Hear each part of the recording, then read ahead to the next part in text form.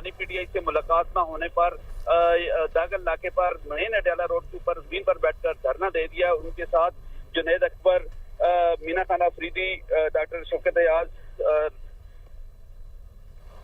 नईम हैदर पंजोथा, फतेह बरकी और दीगर रहनुमा मौजूद हैं और मुसलसल नारेबाजी हो रही है। जैसे ही सीएम यहाँ धरना देने पहुंचे तो पुलिस हाई अलर्ट होगी। रावलपिंडी पुलिस की भारी तफरीन ने उनको घेरे में ले लिया, जबकि पुलिस की अपनी सिक्योरिटी का स्टाफ भी उनके साथ वहाँ मौजूद है। इस धरने से कबल इसी दैगल नाके पर मौजूद एक अहाते में निजी ऑफिस में जहाँ सीएम बैठे थे, वहां पर सलमान अकम राजा, जुनैद अकबर, आपसे कुछ देर पहले यहीं पर रोका गया जब तो मीटिंग हुई और सूरत हाल का जायजा लिया गया और अब धरना दे दिया गया। अहमद भट्टी आगाह कर रहे थे, आपका शुक्रिया। वज़ीर आला खैबर पख्तूनख्वा ने अडयाला रोड दागल नाके पर धरना दे दिया। धरने में जुनैद अकबर, मीना खान अफरीदी, डॉक्टर शफकत अयाज, रौना फराज नून और दीगर शरीक है। दागल नाके पर सिक्योरिटी भी हाई अलर्ट कर दी गई है।